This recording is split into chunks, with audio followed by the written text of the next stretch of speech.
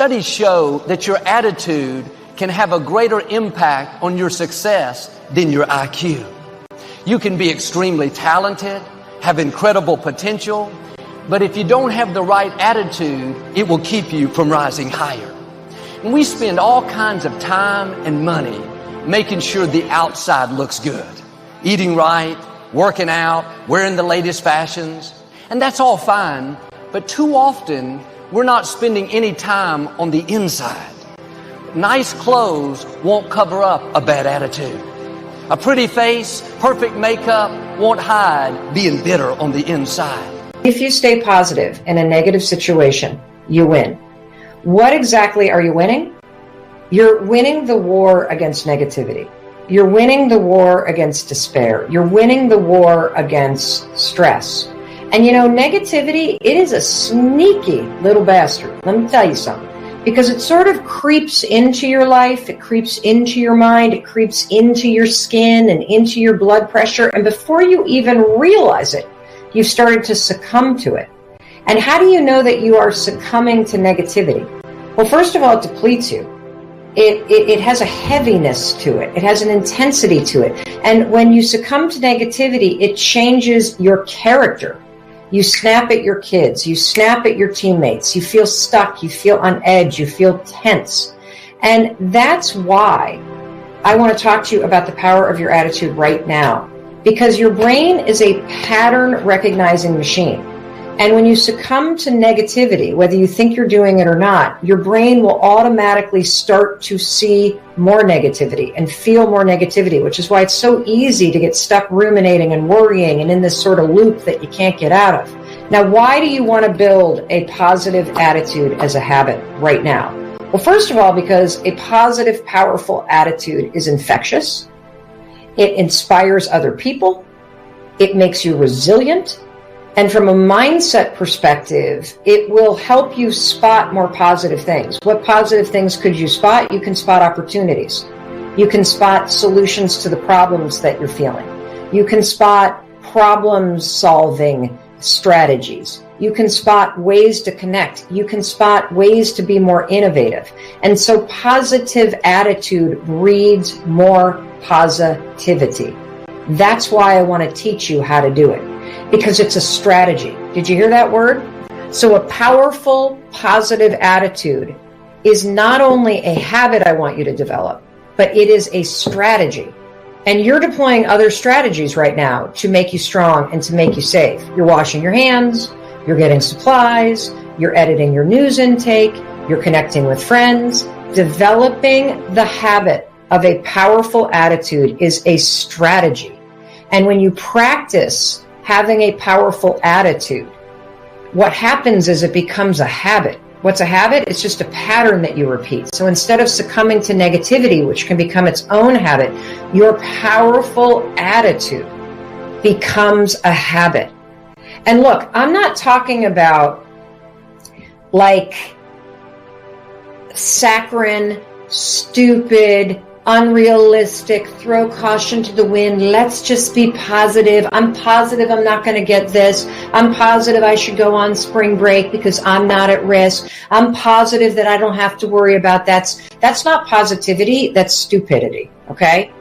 What I'm talking about is the kind of powerful attitude where you are able to see opportunity in any moment, where you are able to keep your wits about you in any moment, where you are able to have an attitude about what you're facing that keeps you strong and keeps you in control, that your attitude day to day is keeping you anchored. So even when the headlines come in, if you happen to see them and they wig you out and you feel yourself succumbing, you can go right back to boom, having a powerful attitude.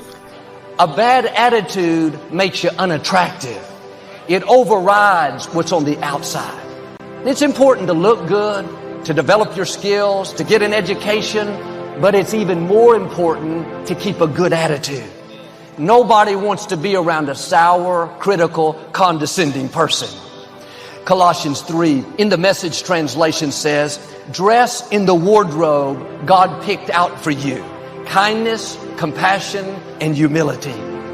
As parents, sometimes we pick out clothes for our children to wear. Our Heavenly Father has picked out something for us all to wear. Kindness, being good to people, being pleasant to be around. When you're kind, you draw people to you. When you're good-natured, friendly, opportunity will come your way. People want to do business with people that they like. When we're hiring someone, their resume tells us what they can do, what their skills are, but we always meet with them to see what their attitude is. Are they positive? Are they friendly, kind, considerate?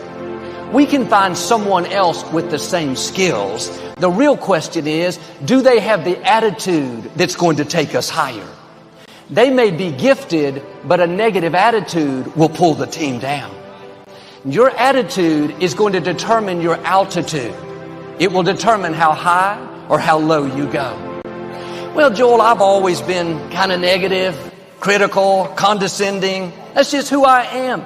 No, that's who you're choosing to be. That's not who you are. That may be how you were raised.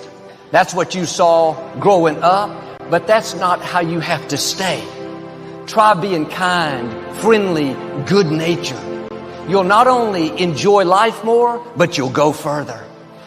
If you have a nose-high attitude, if you're positive, you see the best, you're kind to people, you have a smile, because you're nose high, you're going to continue to rise higher. You're going to see God's blessings and favor.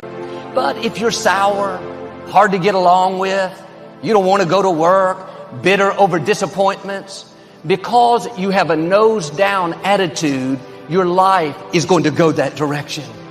And sometimes we're discouraged over what we brought on ourselves. It's not the enemy, it's our attitude. The good news is, all you have to do is make an attitude adjustment. It's not complicated. You can't change other people. You can't change how you were raised. A lot in life we can't control. But one thing we can all control is our attitude.